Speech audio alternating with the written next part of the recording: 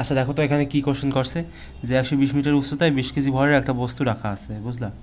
তো যে কোশ্চেনটা করছে সেটা হচ্ছে যে বস্তুটিকে যদি মুক্তভাবে পড়তে দাও তাহলে ভূমি স্পর্শের ঠিক পূর্ব মুহূর্তে বেগ কত হবে। আচ্ছা তোমরা কি একটা জিনিস খেয়াল করছো যে এখানে কি নেই বলো তো?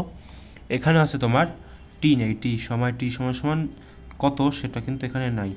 তো টি না থাকলে আমরা মানে বেগের কোন সূত্র ব্যবহার করি বলো তো শেষ বেগ বের করতে? এই যে এই সূত্র ব্যবহার করি না, বি স্কোয়ার সমান সমান হচ্ছে তোমার ইউ স্কোয়ার প্লাস 2gh পরন্ত বস্তুর বেলায়।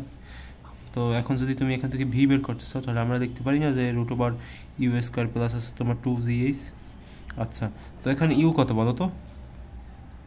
ইউ হচ্ছে তোমার 0, এবং এখানে হচ্ছে তোমার জি সমান সমান আছে তোমার 9.8 এবং এইচ সমান সমান আছে তোমার 120। এখানে তোমাদের এই যে ভরের কোনো বিষয় এখানে নাই, ঠিক আছে? তো যেহেতু ইউ সমান সমান 0 তাই এখানে হবে কি, এই যে ইউ স্কোয়ার 0 হবে। তো ইউ স্কোয়ার তো লেখার দরকার নাই নাকি? তো এটা তো বুঝতে পারছো। তো শুধু লেখো যে 2gh, তো 2gh এর মান কত? 2 গুণ হচ্ছে তোমার 9.8 গুণ হচ্ছে তোমার 120 মিটার।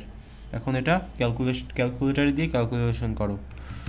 রুট ওভার 2 গুণ 9.8 গুণ 120 কত আসে দেখো, 48.49, ঠিক আছে? 48.49 মিটার পার সেকেন্ড। কেন মিটার পার সেকেন্ড? কারণ এটা হচ্ছে আমরা বেগ বের করছি, ঠিক আছে? মানে ঠিক পূর্ব মুহূর্তে এর বেগ কত হবে? 48.49 মিটার পার সেকেন্ড।